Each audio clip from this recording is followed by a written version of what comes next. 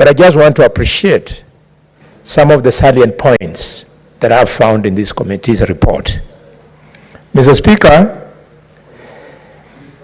the committee has been humble enough to realize the complexity of the work at hand and come out with 1 to 9 action points, which it has recommended to the Directorate of Criminal Investigations and the DPP to take up, let it undergo the due process so that this criminality should be brought to an end. I allowed them, Mr. Speaker.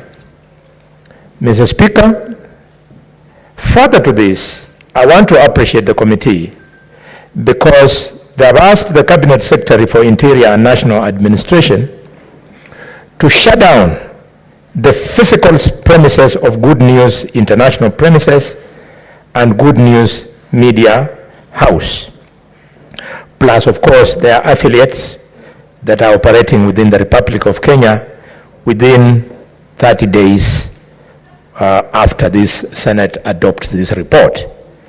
Mr. Speaker, it is very important because Kenyans know, and they have seen the footage, where even while this criminal is in court, whenever he makes appearances in court, we still have some people who are foolish enough to celebrate him. So the answer is for the place to be closed down physically.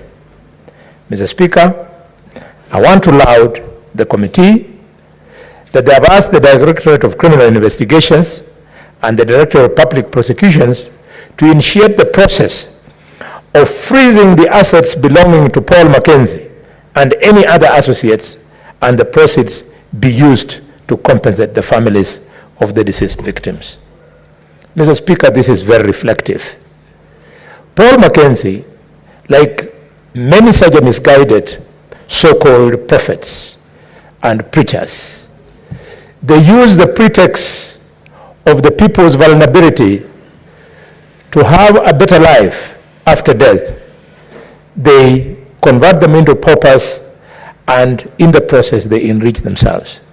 It is not surprising, therefore, Mr. Speaker, that the country is abound of preachers who drive fuel gasless.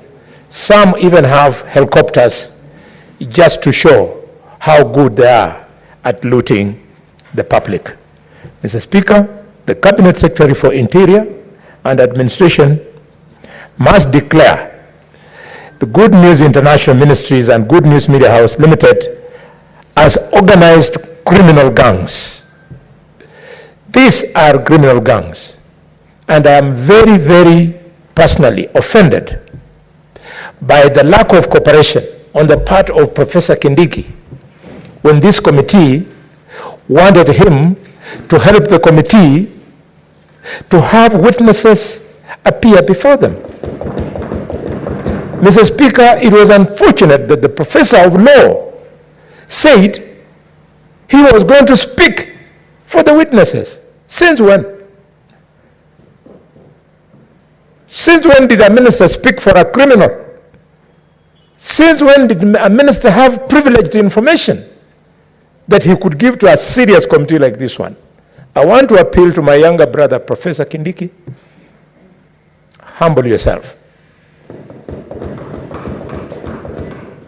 You should have allowed Kenyans who wanted to give evidence to do so.